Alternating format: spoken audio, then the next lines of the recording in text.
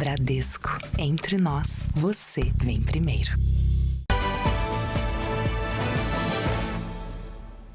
Boa noite. Boa noite.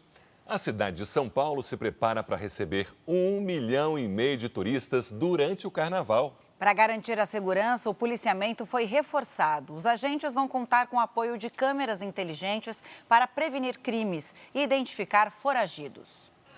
Várias ruas da capital paulista já foram interditadas para os desfiles dos blocos de carnaval. Estamos esperando cada vez mais coisas melhores e seguras, né? Para reforçar o policiamento e garantir a segurança, a Polícia Militar conta com uma grande infraestrutura. Serão mais de 17 mil câmeras e 200 drones nos pontos onde os blocos vão passar. Cerca de 14 mil policiais vão atuar, inclusive a paisana, para combater principalmente crimes de furtos e roubos. Nós temos policiais em todos os blocos e megablocos e eles possuem a câmera corporal. Isso possibilita uma consciência situacional do que está acontecendo ali em tempo real, monitorado aqui pelo Copom. Na tarde deste sábado, um homem e uma mulher foram presos, acusados de furtarem celulares durante um bloco de carnaval na zona oeste de São Paulo. Um adolescente ainda foi apreendido. Eles foram identificados pelo drone utilizado pela polícia. A Guarda Civil Metropolitana também vai reforçar o patrulhamento. Serão mais de 5 mil agentes nas ruas, um aumento de 30% em relação ao ano passado. E a colaboração também dos foliões. As pessoas também não deixar ali o celular dando moleza, a bolsa, poder também tomar um cuidado, porque ajuda também bastante. Pela primeira vez, o Carnaval da capital paulista será monitorado pelo programa de câmeras inteligentes da Guarda Municipal, chamado Smart Sampa. Serão 23 mil equipamentos espalhados pela cidade. A tecnologia vai ajudar na identificação de criminosos procurados pela Justiça. O servidor não precisa ficar constantemente olhando, porque a inteligência artificial vai apontar qual o indivíduo que tem uma pendência com a justiça. E a viatura mais próxima vai ser despachada para o local. Com a polícia nas ruas, a Patrícia se sentiu segura para levar a filha ao bloquinho. A gente sempre fica prestando atenção quem está em volta, né? O que trazer também, né? Para evitar tipo de roubo, mas assim, é sempre importante pensar na segurança, né? Casa pega fogo em condomínio de luxo na Bahia. Os riscos de intoxicação pela mistura caseira de produtos de limpeza. No aniversário do PT, Lula pede ajuda à militância para combater fake news e admite falhas na comunicação do governo. Nos Estados Unidos, Donald Trump demite chefe das Forças Armadas. Terroristas do Hamas libertam últimos 6 reféns israelenses na primeira fase do cessar-fogo. E a rodada decisiva do Paulistão. 8 jogos serão disputados ao mesmo tempo. Palmeiras pode ser o único grande a ficar fora das quartas de final.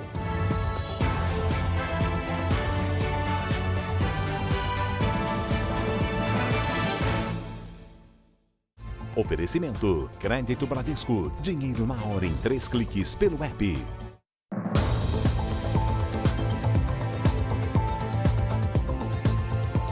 O Ministério Público de São Paulo quer que as 12 pessoas denunciadas na investigação ligada ao delator do PCC, Vinícius Gritzbach, paguem 40 milhões de reais aos cofres públicos pelos crimes cometidos. A promotoria também quer que todos os denunciados sejam suspensos das funções e sigam presos. Entre os denunciados estão 8 policiais civis, entre eles 2 delegados. Para o MP, o delegado Fábio Baena e os investigadores Eduardo Monteiro, Rogério Felício, Marcelo Ruggieri e Marcelo Bombom participaram de um esquema de corrupção e extorsão. Vinícius Gritzbach denunciou os policiais uma semana antes de ser executado no Aeroporto Internacional de São Paulo, em novembro do ano passado.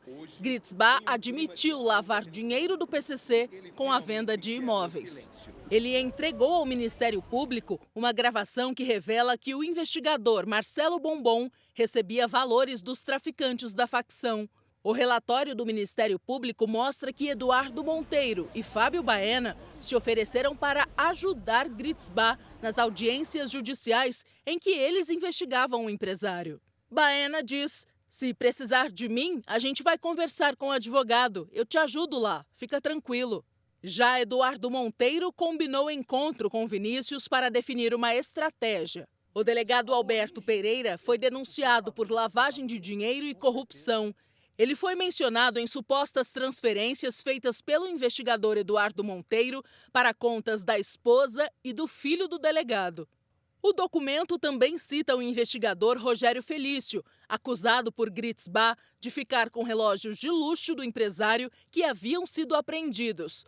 O MP afirma que depois da delação, Rogério pediu à esposa que parasse de postar em redes sociais. Numa conversa, Daniele Bezerra se arrepende e disse: "Eu tinha postado uma foto da minha bolsa. Aí ele me ligou, você quer me ver preso?" A esposa de Rogério também foi indiciada por organização criminosa e lavagem de dinheiro. Segundo o documento, a organização criminosa formada pelos investigados movimentou 40 milhões de reais em lavagem de dinheiro e corrupção. O Ministério Público quer que todos os denunciados sigam presos e sejam suspensos das funções. A denúncia foi encaminhada à Justiça, que deve decidir se os investigados vão virar réus. A defesa do delegado Fábio Baena e do investigador Eduardo Monteiro disse que a denúncia do Ministério Público é cheia de deduções e aguarda que a Justiça analise e decida de forma adequada. O advogado de Marcelo Bombom afirmou que ele é inocente de todas as acusações. A defesa de Marcelo Ruggeri, falou que não há qualquer prova concreta que vincule o policial aos fatos investigados. O advogado do delegado Alberto Pereira afirmou que foi pego de surpresa e que há 17 dias tenta ter acesso aos autos. A defesa de Rogério Felício e Daniele Bezerra não se pronunciou. O BOP, Tropa de Elite da Polícia Militar do Rio, libertou uma mulher feita refém em uma agência bancária. O sequestrador era morador de rua e foi morto pelos policiais. Uma cena incomum no Leblon, bairro nobre da zona sul do Rio. Policiais do Batalhão de Operações Especiais cercam uma agência bancária. Lá dentro, um homem faz uma mulher refém. Os agentes do BOP tentam negociar a rendição do criminoso, que usava um caco de vidro para ameaçar a vítima. De repente, começam os tiros. Os policiais entram na agência para resgatar a mulher, que foi imediatamente levada para uma ambulância. Depois, ela foi à delegacia para prestar depoimento. Carla de Lima Cruz não ficou ferida. No começo da manhã de hoje, ela veio até esta agência bancária fazer um saque. No momento que entrou, foi abordada pelo sequestrador, um homem que vivia em situação de rua. A vítima já estava há bastante tempo sob o poder dele e acho que naquele momento ela corria um risco muito grande de ser uma vítima letal.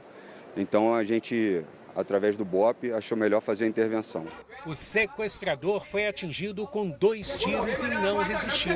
A polícia investiga o que motivou o sequestro. Uma multidão participou do velório dos 12 universitários mortos em um acidente no interior de São Paulo. O caminhoneiro que provocou a colisão com o ônibus recebeu alta e está preso. Uma cidade em luto. Os corpos de 10 estudantes foram velados no salão de um clube em São Joaquim da Barra. Era muito difícil, não consigo acreditar, não dá para acreditar.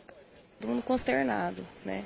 Querendo prestar um apoio à família, né? A pedido das famílias, outras 2 vítimas foram veladas separadamente. Stephanie é prima da Lívia.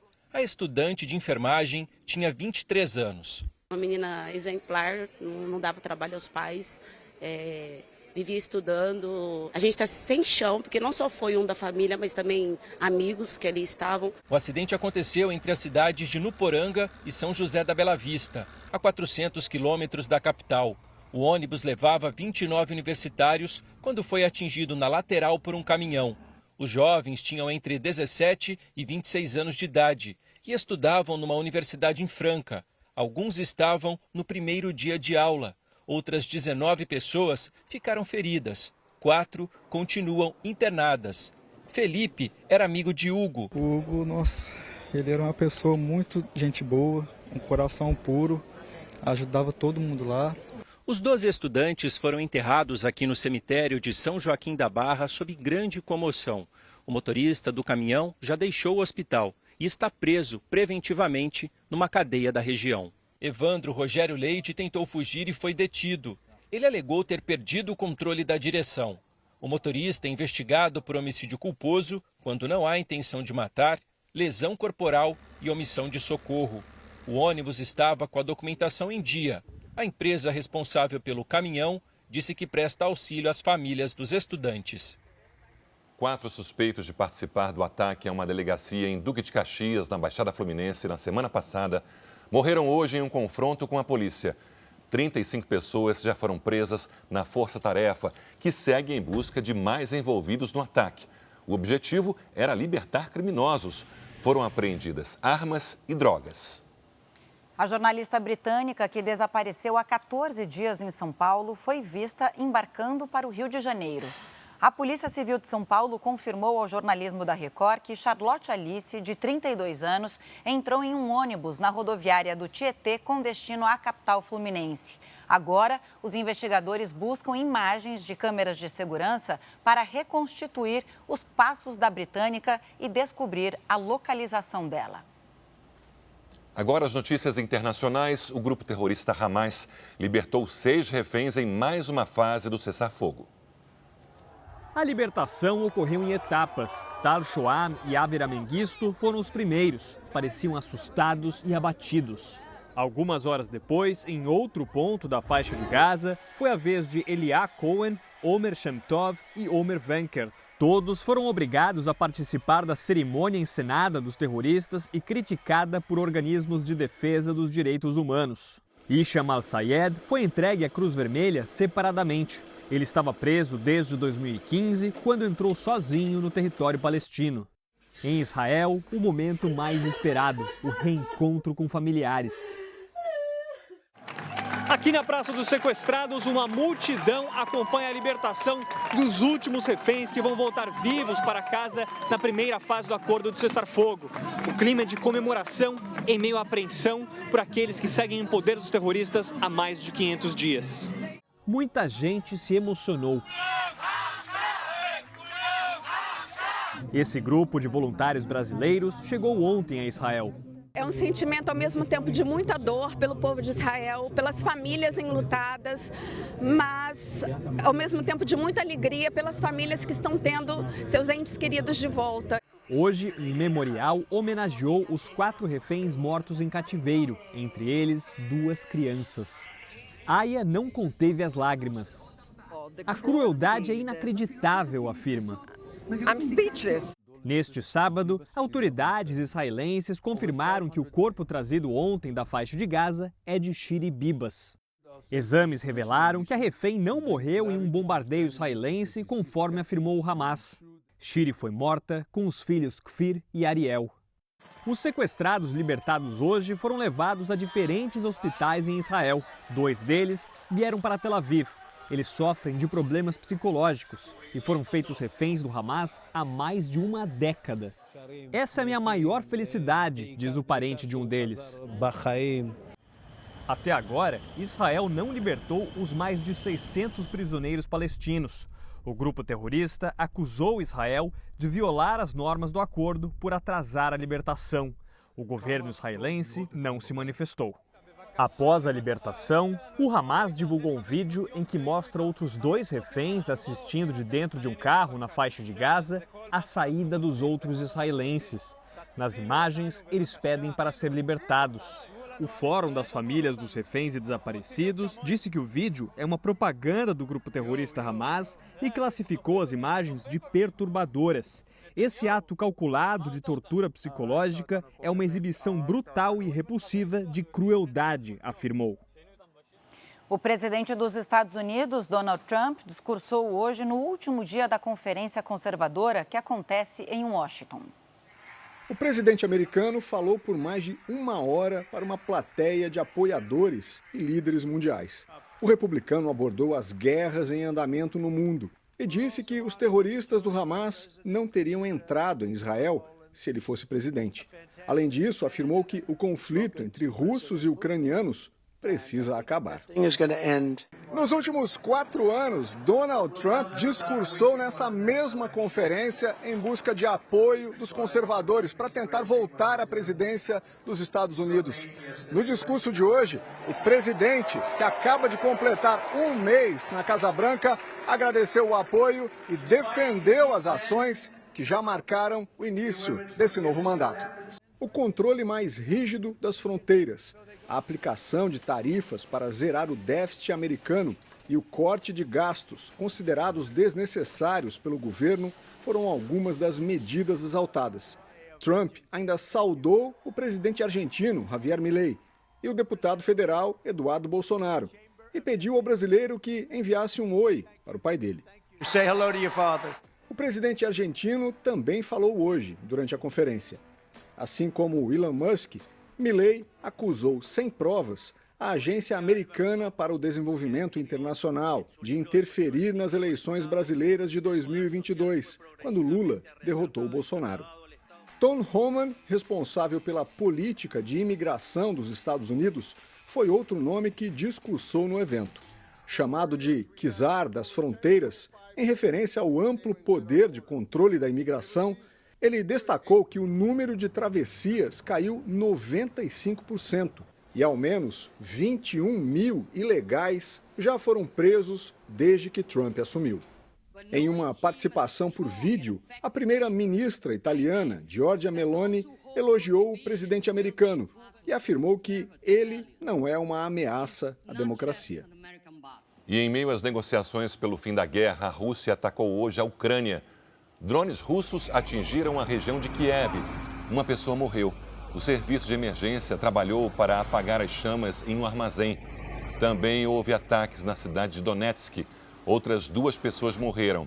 Mais de 50 frentes de combate foram registradas entre os exércitos dos 2 países nas últimas 24 horas.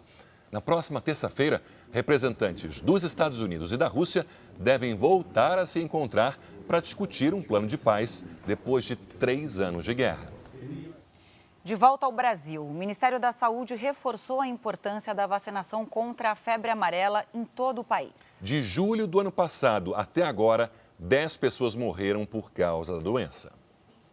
A Leidiana aproveitou o intervalo no trabalho para ir a uma UBS e se vacinar contra a febre amarela. Para se prevenir, né, da doença, né, que é perigosa.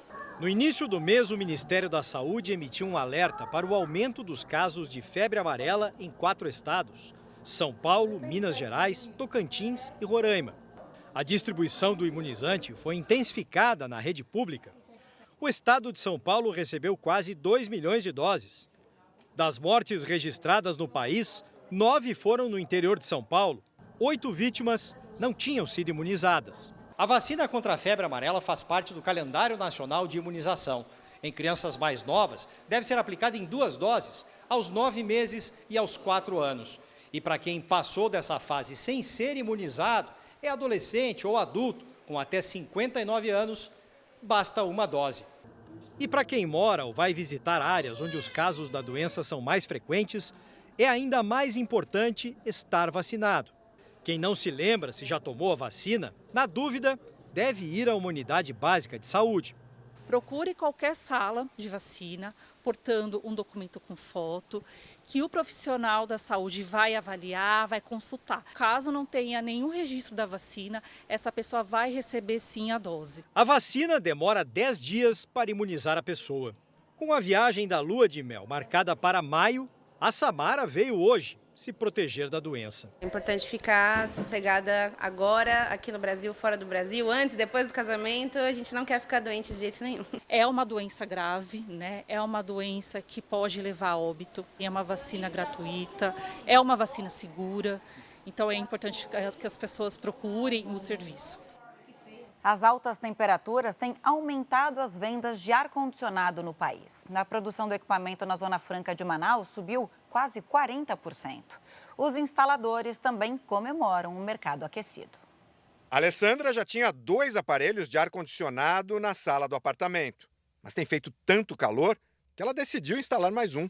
A gente teve que fazer uma reforma, nós abrimos esse espaço, deixamos a cozinha integrada, a gente contratou uma arquiteta e ela ajudou a gente a pensar. E ela falou, olha, abre tudo e coloca um ar. As vendas de ar-condicionado aumentam de acordo com as temperaturas. O crescimento sempre é esperado no verão, mas este ano superou todas as expectativas. Nesta rede, o aumento das vendas do produto em janeiro foi de mais de 300% em relação ao mesmo mês do ano passado. A tendência é vender muito mais. Só fico feliz. No ano passado, a Zona Franca de Manaus, segundo maior polo industrial de ar-condicionado, atrás apenas da China, comercializou quase 6 milhões de equipamentos, 38% a mais do que no mesmo período do ano passado. A tendência é que a produção seja ainda maior este ano. E com o aumento das vendas, o mercado de peças e instalação também cresce. A gente vê uma procura muito grande do consumidor final e do nosso instalador. Quando ele fica cheio de serviço, a gente nota que ele vem com mais frequência na loja, ele vem mais vezes na loja, ele acaba pegando mais mercadoria.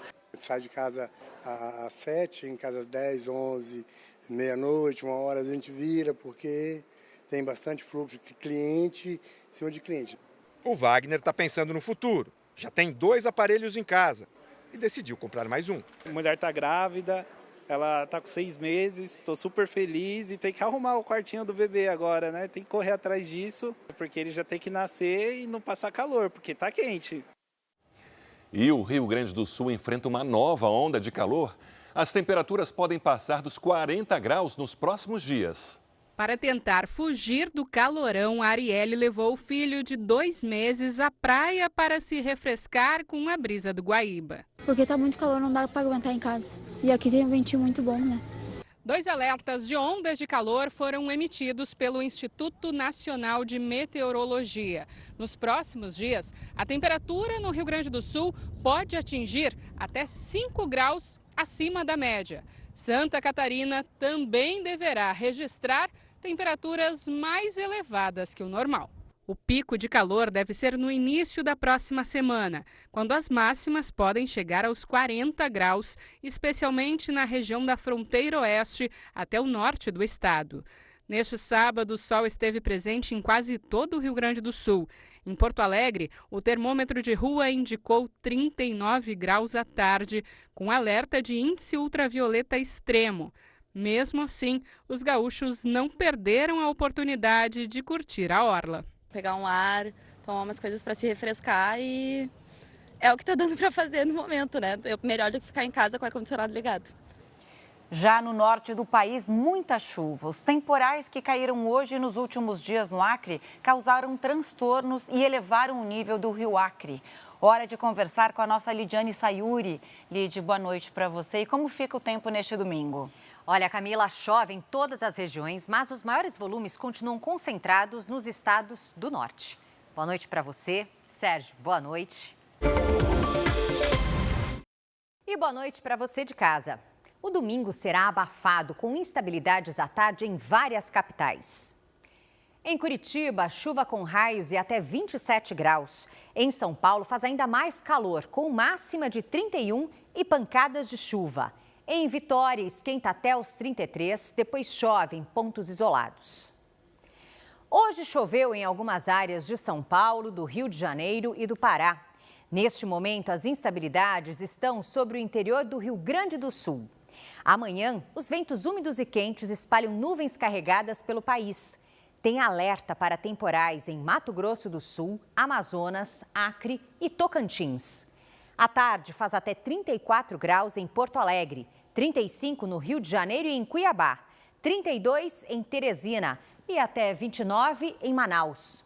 Tempo delivery. O Dirceu é de Londrina, Paraná. Bem-vindo, Dirceu. Os próximos dias serão de calor intenso. O sol predomina e não chove. As temperaturas chegam aos 34 graus. O Arlindo escolheu a cidade de Coromandel, Minas Gerais. Oi, Arlindo. A semana começa com sol entre muitas nuvens, mas nada de chuva para você. As temperaturas ficam mais amenas e chegam aos 28 graus na terça-feira. E você já fez seu pedido? Poste aí uma mensagem nas redes sociais com o nome de uma cidade e a hashtag você no JR. Camila, Sérgio? Obrigada, Lídia. Bom descanso. Veja a seguir. Número de internações por alcoolismo cai quase 50% no país em 12 anos. Casa de luxo pega fogo e 2 pessoas morrem na Bahia. Causas do incêndio são investigadas.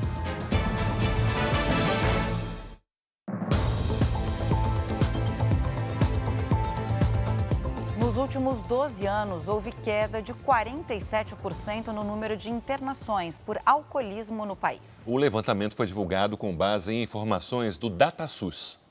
A primeira experiência com a bebida foi aos 13 anos após a morte do pai. Aos 14, consumiu tanto álcool que desmaiou e precisou ser levado ao hospital.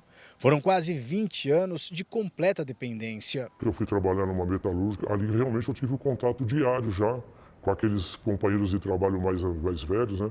Comecei tomando um dedinho, uma sobrinha de um, uma sobrinha de outro, e rapidamente eu já tomava a minha dose, tanto na hora do almoço como quando saía do emprego. Né? O comerciante, que não quer ser identificado, encontrou ajuda nos Alcoólicos Anônimos. É uma luta diária. Hoje tem esposa, filhos e trabalho. Há 23 anos está longe do álcool. Hoje é uma vida absurdamente em paz, como eu costumo dizer, né?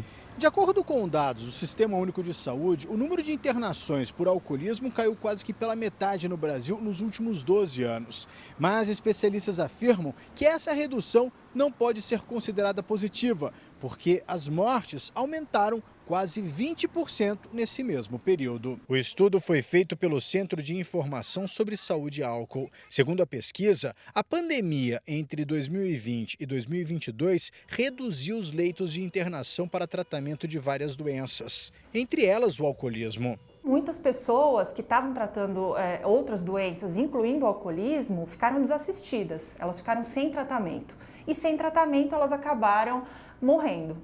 O Ministério da Saúde diz que o Brasil tem uma das maiores redes de tratamento de saúde mental do mundo. São quase 6.400 unidades em todos os estados, para tratar de uma doença que não afeta apenas o paciente. Ele é um fundo de poço para todos, né, que estão envolvidos com o alcoólatra. Né? É decisivo também você ter ali o apoio das pessoas que estão por perto para que você possa se recuperar. Uma médica foi denunciada ao Ministério Público de Minas Gerais depois de aplicar uma anestesia numa paciente fora do hospital. A engenheira que recebeu a injeção teve complicações e está em coma há 5 meses. Letícia está internada neste hospital, em Belo Horizonte, desde setembro do ano passado. Ela sofreu uma parada cardiorrespiratória depois de receber uma anestesia para alívio de dores crônicas na coluna. A aplicação do medicamento, chamado ropivacaína, aconteceu na casa de uma amiga de Letícia, que é médica com especialização em anestesia. Todos os médicos me falaram, esse procedimento não é feito em casa. A bula do remédio diz que a aplicação deve ser feita em local com profissionais especializados, equipamentos e medicamentos adequados para a monitorização e ressuscitação de emergência. De acordo com este relatório médico, no dia 20 de setembro do ano passado, 10 minutos depois do uso do anestésico, Letícia teve tontura, alteração do tom de voz e crises convulsivas. Letícia foi trazida para o hospital pela própria amiga que aplicou a injeção. Já em atendimento, ela ficou inconsciente por 18 minutos, até ser reanimada e transferida para o CTI. Os exames também apontaram um extenso dano cerebral. Desde então, Letícia está em coma. A família diz que já gastou cerca de R$500 mil no tratamento. O caso foi denunciado ao Ministério Público e ao Conselho Regional de Medicina de Minas Gerais. Eu estava numa esperança assim, dela acordar, falar, né? Mas eu nunca mais ouvi a voz da Letícia. Procurada, a médica responsável pelo procedimento não atendeu às ligações nem respondeu às mensagens. O Conselho Regional de Medicina informou que todos os procedimentos abertos correm sob sigilo. Já o Ministério Público disse que o caso está sendo analisado. Um vídeo feito por um bombeiro e publicado na internet ajudou a salvar a vida de um bebê na Bahia. A criança caiu numa piscina e ficou sem respirar por alguns minutos. Esta família viveu momentos de aflição há um mês. José Vicente, de apenas 10 meses, se afogou na piscina de casa em Luiz Eduardo Magalhães, na Bahia. Ele precisou ser internado e recebeu alta há 2 dias. Por volta das 7 horas da manhã, eu escuto os gritos da minha mãe. Quando eu abro a porta do quarto, eu vejo ele todo molhado, minha mãe parcialmente molhada, com ele nos braços. E ele, assim, parecia um boneco. O pai não sabe quanto tempo o bebê ficou submerso, mas conta que o menino foi retirado da piscina com a pele roxa. Eu peguei o meu filho praticamente assim, estava desfalecido. Mas essa história só está sendo contada hoje com o José Vicente assim, bem em casa, graças a uma pessoa que estava a 700 quilômetros de distância da família que vive na Bahia. O major do Corpo de Bombeiros de Goiás, Daniel Marra, que é conhecido pelos conteúdos nas redes sociais. Ele faz vídeos para evitar acidentes domésticos e também com dicas de primeiros socorros. Em um desses vídeos, o major ensina a técnica de ressuscitação em caso de afogamentos. E ele foi fundamental para salvar José. Verifique se a vítima respira. Se não respira, incline a cabeça para trás, pince o nariz, encoste a boca completamente e sopre 5 vezes. Quando eu assisti o vídeo, algo daquele vídeo me prendeu. Hoje, a família e o herói virtual se encontraram. A visita foi possível porque José Vicente está passando por um tratamento em Goiânia. Um momento de muita emoção para os pais e também para o major Daniel. O sentimento é de gratidão por ter sido uma ferramenta usada por Deus para chegar até eles, levar esse conhecimento a eles, onde eles tiveram interesse, se capacitaram, porque essa parte de socorro só foi possível também porque eles se interessaram pelo conteúdo. Veja a seguir, expectativa para a escolha dos representantes do parlamento alemão que vão definir o novo governo. Em aniversário do PT, presidente Lula pede ajuda da militância para combater fake news. Mistura caseira de produtos de limpeza pode causar intoxicação.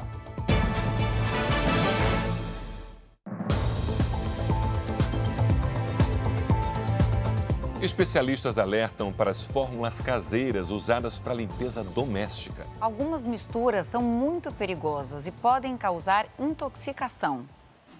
Dona Beth gosta de economizar tempo e deixar tudo brilhando em casa. Ela admite que já fez várias misturas de produtos e uma delas não terminou bem. Eu já tinha jogado água sanitária no banheiro com sabão em pó, já tinha esfregado. Aí eu resolvi jogar esse produto que tem amoníaco no chão para ficar mais branco. Subiu aquele negócio forte, começou a ficar ruim para eu respirar e os olhos começaram a arder.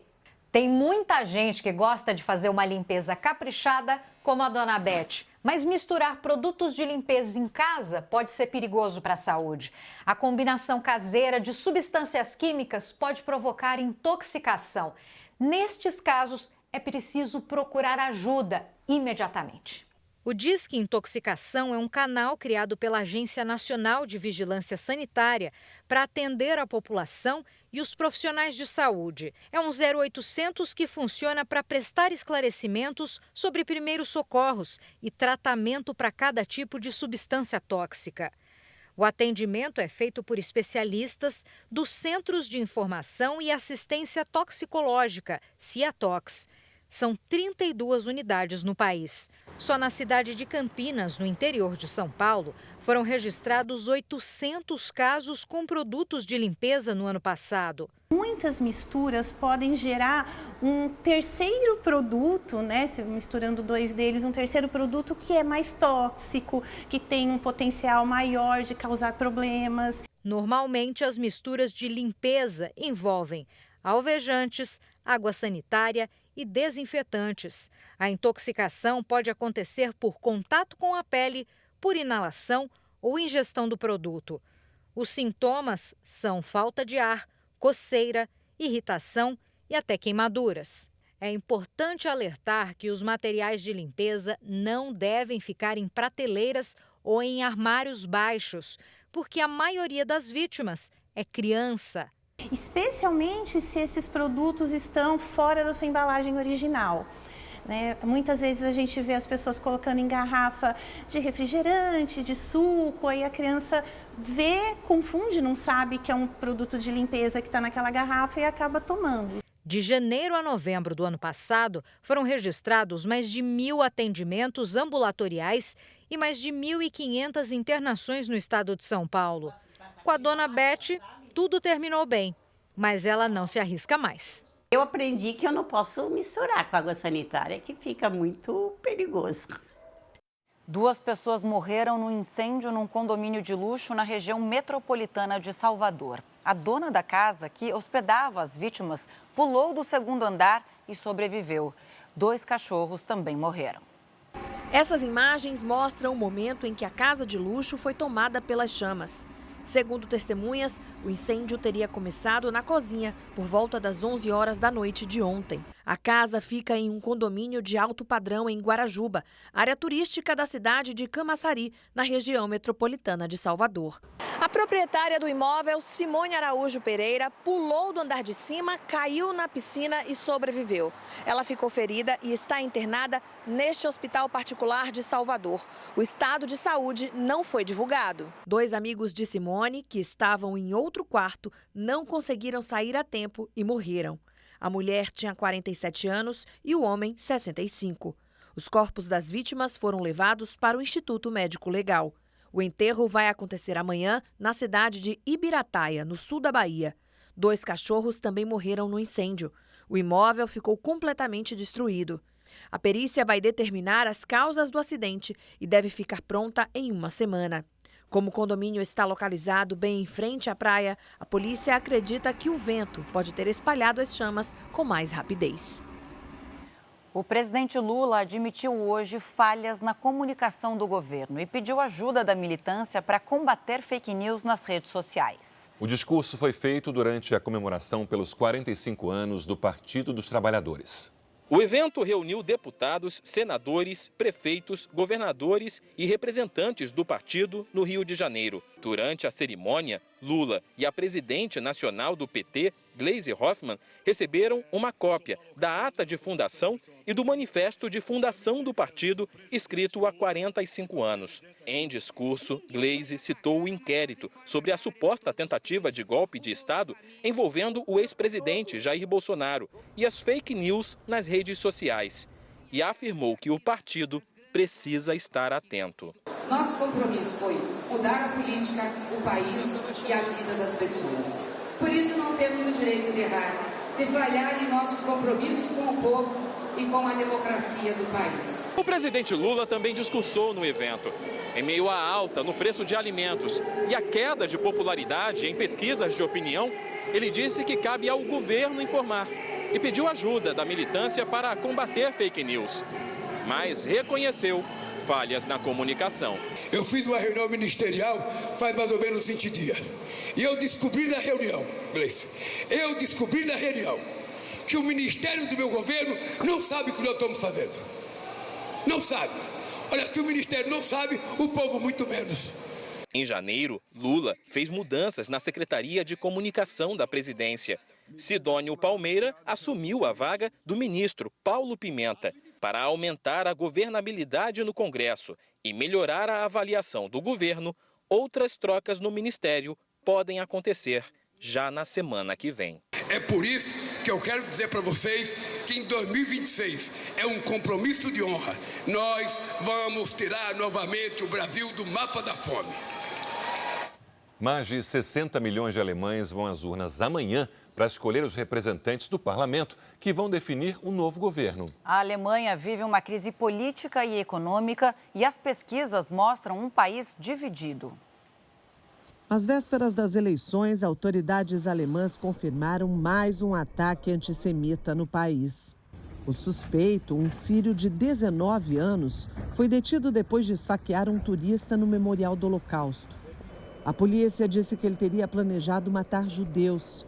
O ataque amplificou o debate sobre imigração e segurança, temas que dominaram a campanha eleitoral. A candidata de direita Alice Weidel, do Partido Alternativa para a Alemanha, defende a deportação em massa. De acordo com as pesquisas, 20% dos eleitores apoiam a economista de 46 anos, que deve ter uma votação histórica. Os adversários de Weidel afirmam que a candidata e o partido dela têm inspirações do Partido Nazista, que governou a Alemanha durante a Segunda Guerra Mundial e produziu o extermínio de 6 milhões de judeus. O favorito na disputa é o conservador Friedrich Merz, da União Cristã Democrata de centro-direita, mesmo partido da ex-chanceler Angela Merkel. Merz aparece com 30% das intenções de voto. Ele promete endurecer políticas de imigração e deportar quem entrar no país sem documentos.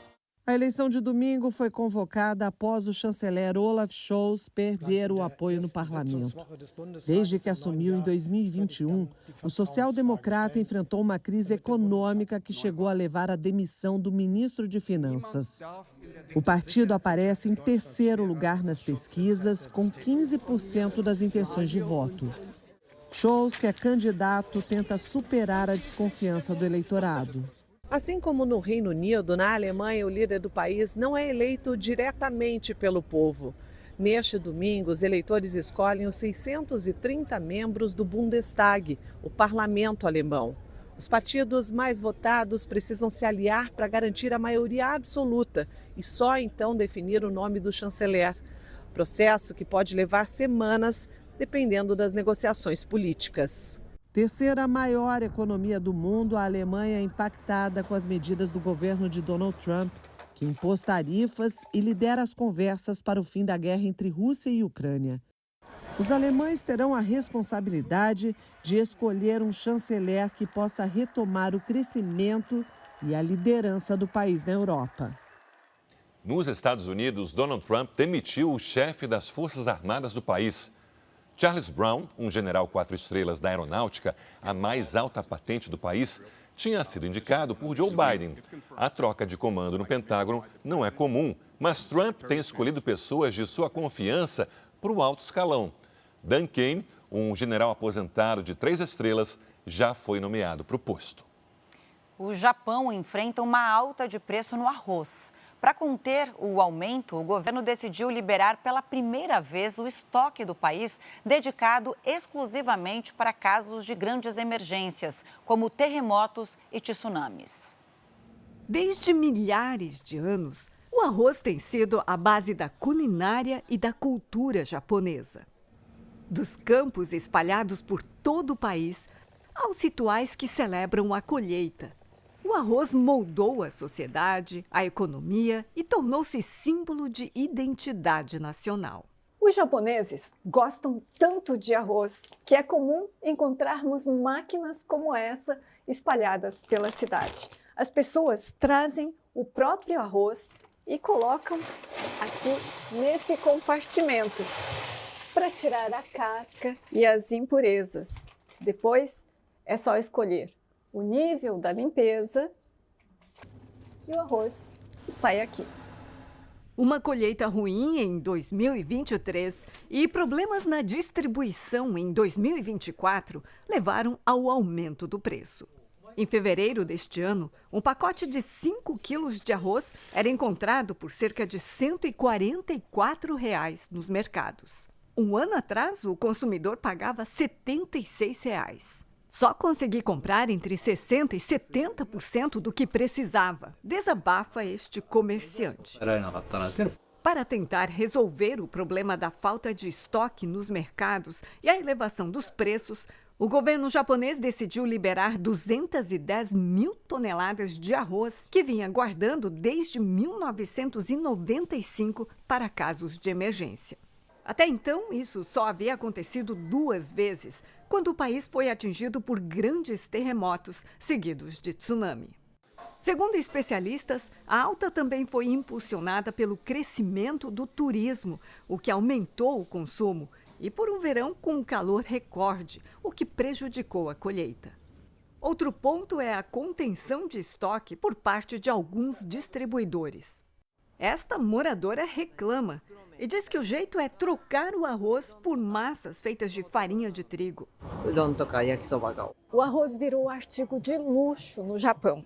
Aqui nós encontramos arroz para presente.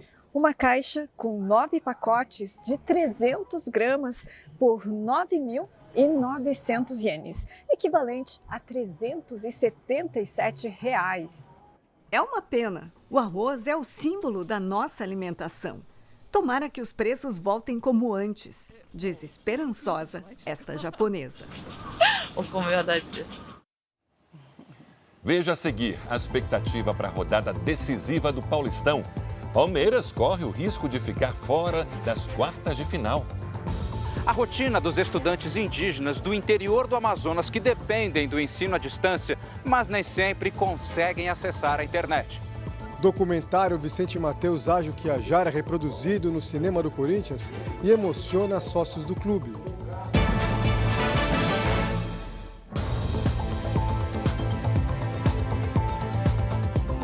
O governo federal está lançando 12 mil quilômetros de cabos de fibra ótica nos rios da Amazônia para levar a internet a regiões isoladas. A ação faz parte do programa Norte Conectado. Indígenas em aldeias remotas esperam que a internet de qualidade possa ajudar no acesso a serviços de saúde e educação. É do Amazonas a maior população indígena em território brasileiro. São quase 500 mil pessoas. Dezenas de etnias espalhadas pelo maior estado do país, onde lidar com as distâncias é complicado e o isolamento dificulta ainda mais o acesso a serviços básicos. A internet poderia facilitar a vida da população, mas a conexão por aqui é instável. Geiel, da etnia Cambeba, passa horas assim, em busca de um bom sinal. Quando não consegue, aluga o Wi-Fi da vizinha. 10 horas por R$10. Nem sempre vale a pena. Se quer, por exemplo, enviar alguns arquivos, documentos ou fazer essas coisas de... Até mesmo um vídeo que quer mandar para alguém e fica muito lento. Internet por aqui é só para quem consegue pagar algum plano em casa. Mesmo assim, o que é oferecido deixa muito a desejar. Assistir a uma aula em vídeo, como é o caso da Thaline, é praticamente impossível. A jovem estuda pedagogia à distância, mal consegue acessar os conteúdos. Eu perdi o 5º período, eu tive que retornar no meio do ano, pelo fato de eu não fazer as minhas provas. Para conseguir uma consulta médica, muitas pessoas ficam horas num barco até o centro do município de Tefé. A telemedicina também poderia ajudar outros povos ribeirinhos e indígenas. O doutor João atua em aldeias isoladas e conhece bem o problema. Aqui quando chove é muito raio, acontece muita tempestade, entendeu? Então acaba que a gente perde a conectividade ou tem mesmo que ligar a internet para não queimar, para não ficar sem, né? A solução encontrada pelo governo federal foi usar os rios para expandir a infraestrutura de fibra ótica na Amazônia. O projeto Norte Conectado vai depositar 12 mil quilômetros de cabos para conectar 59 cidades e 10 milhões de pessoas. 3 linhas já foram instaladas. Ao todo, serão 8 infovias. A gente não está apenas levando essa infraestrutura para a pessoa poder estar com o telefone, poder ligar, receber uma ligação, mas você está ali reduzindo desigualdade, você está fazendo inclusão social de verdade dessa população. Porque hoje não há inclusão social sem inclusão digital. À espera da conexão de qualidade, esta professora indígena está atenta a uma outra questão: educar os adolescentes sobre o uso consciente da internet. É muita desinformação também, né, nas plataformas digitais, que a juventude da comunidade, os adolescentes da comunidade, fiquem atentos a esses sinais do que é prejudicial com a internet e possam usar essa internet de modo positivo.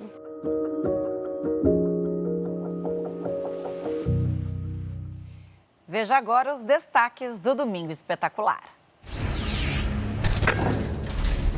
Os portões do presídio de segurança máxima se abrem. Em uma reportagem exclusiva, fico frente a frente com um homem apontado como testa de ferro de policiais civis presos por corrupção. Senhor Rivaldo Alves do Rosário, bom dia. Investigações apontam que o doleiro ajudava agentes públicos a extorquir e lavar o dinheiro do crime organizado. O dinheiro que vem do narcotráfico que vai parar na mão de polícia corrupta. E ainda testemunhou os bastidores do caso Grits Bach. O Domingo Espetacular tem acesso a imagens inéditas de tortura que os traficados são submetidos em Mianmar. Os 2 brasileiros resgatados chegam ao Brasil. Em uma entrevista exclusiva, eles contam os momentos de terror que viveram. A gente tinha que deitar, aí eles batem com um pedaço de bambu e de cano. Enfim, juntos. Chegou ao fim o drama do seu Adilson e do melhor amigo, o Louro. O papagaio, que vivia há 40 anos com a família, foi levado pela fiscalização. Lá não é o seu lugar é aqui, ó. É domingo. Depois do futebol.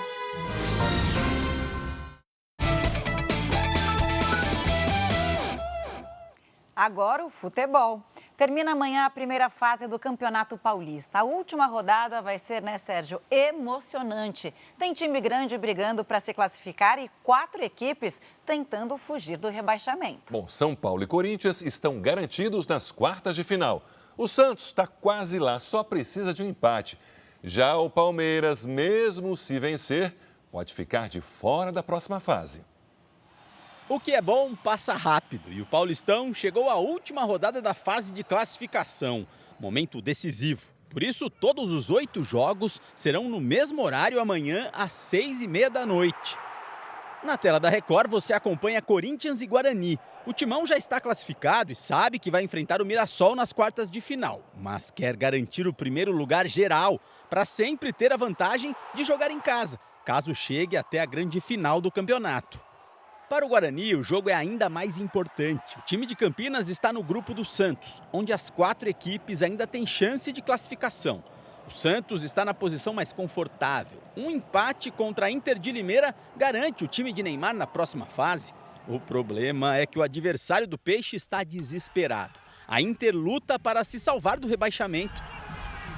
4 times ainda correm risco de cair. Velo Clube com 10 pontos, Noroeste, Água Santa e Inter que tem 7 pontos. Apenas 2 são rebaixados. Pelo desempenho no Campeonato Paulista, a Inter de Limeira e a Água Santa estão mais próximos da Série A2. Dos chamados times grandes, o que vive a situação mais delicada é o atual tricampeão paulista. O Palmeiras vai a Mirassol, precisa vencer os donos da casa, mas mesmo assim pode ficar de fora. Na última rodada, o Alviverde vai jogar e torcer. A Ponte Preta tem que perder ou então empatar com o Red Bull Bragantino para o Palmeiras ter uma chance de seguir em frente. O jogo contra o Mirassol é ganhar ou ganhar. Então, creio eu que a gente vai focado para o jogo e vai determinado. O lado bom para os palmeirenses é que o Bragantino também precisa vencer para garantir a classificação. Eu acho que depender dos outros nunca é o ideal, mas eu acho que o Palmeiras tem possibilidades, porque eu acho que o Bragantino não vai facilitar o jogo para a Ponte Preta, que vem fazendo um ótimo campeonato paulista. O São Paulo já está classificado e sabe que o adversário será o Novo Horizontino. O tricolor quer vencer o São Bernardo para garantir o primeiro lugar e a vantagem de jogar as quartas de final em casa. Depois de 5 jogos sem vitória, o time precisa também dar uma resposta para a torcida e evitar que a crise aumente. Muita coisa para ser decidida e na Record você vai acompanhar em tempo real todas as informações da última rodada do Paulistão. Não dá para perder, né?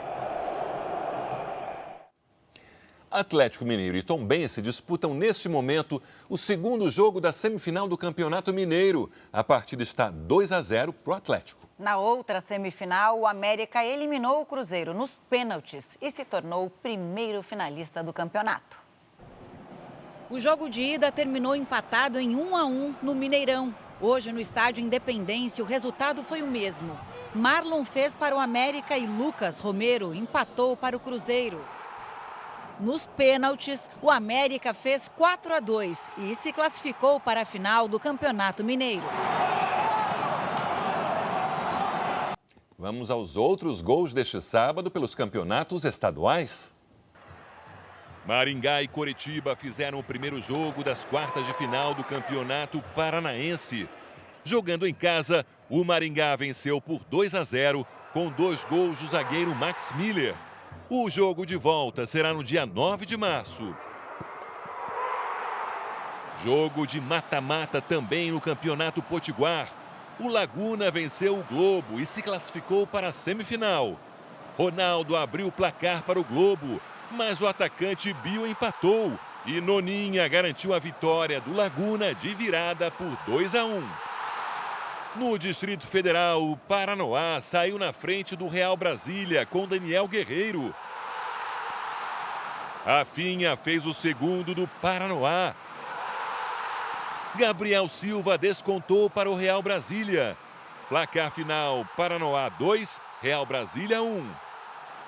No Campeonato Sergipano, o Sergipe goleou o Guarani por 4-0.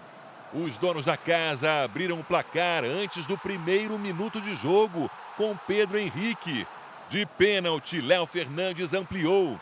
Após receber um passe de Reni Marques, o atacante Pedro Henrique fez o segundo dele e o terceiro do Sergipe no jogo. Reni Marques fez de pênalti o quarto e fechou o placar.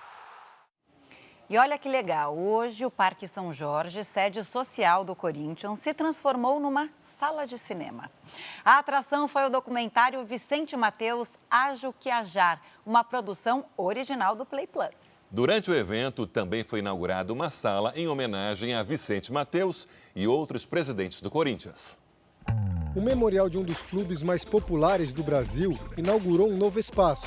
A Sala dos Presidentes, com destaque para fotos históricas, e os móveis usados por Vicente Mateus, figura folclórica que comandou o Corinthians por 18 anos. Hoje, aqui na Sala de Cinema do Corinthians, vai ter uma programação especial. O documentário Vicente Mateus, Ajo que Ajar, vai ser reproduzido para os sócios do clube. Uma oportunidade para que todos conheçam mais sobre a vida do homem que é considerado o maior presidente da história do Corinthians. Na tela, a série documental mostrou todo o carisma de Vicente Mateus e a paixão que ele sentia pelo time. Fiquei lá das 9 horas da manhã até as 3h30 da tarde. Fui até em casa um pouco, voltei, vim de lá para cá sem jantar. Então estou cuidando do Corinthians um todo, não o futebol só. Não sabia muito da vida dele, só por nome, mas com esse documentário eu pude conhecer muito bem como ele era como pessoa e o que ele contribuiu para o Corinthians, né? Os mais jovens, que não viveram a época de Mateus como presidente, descobriram que o homem era duro nas negociações de contratos. Contratei grandes jogadores, nunca foi nenhum embora porque não acertasse. Toda a negociação com ele era difícil, né? Não tinha uma que era fácil. Dia 10, ele vinha com 5. Eu falei, que 5 não tem condição. Ele também gostava da fama conquistada com as famosas frases de efeito. Biro-biro, que vocês gozaram ele, que era lero-lero e está até hoje. O Mateus é uma figura, é muito folclórico, mas é corintianismo inegável, sabe? Defendia o Corinthians com unhas e dentes. O público também teve a chance de ver imagens inéditas de Vicente Mateus com a família. Muito emocionante, a memória do Mateus não se apaga. Raul Correia, diretor cultural do Corinthians e fundador da torcida Gaviões da Fiel, foi um dos entrevistados no documentário. É muito orgulho ajudar a construir essa preservação da imagem e a gente precisa cuidar das nossas tradições e Mateus faz parte da nossa tradição. A série documental Vicente Mateus, Ajo que Ajar está disponível de graça no Play Plus.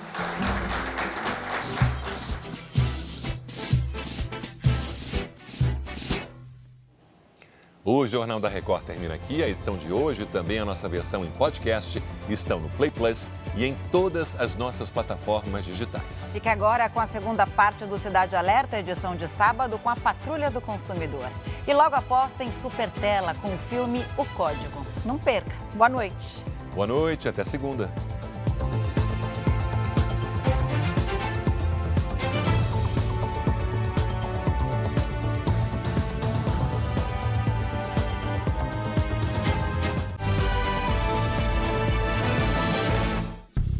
Bradesco, entre nós, você vem primeiro.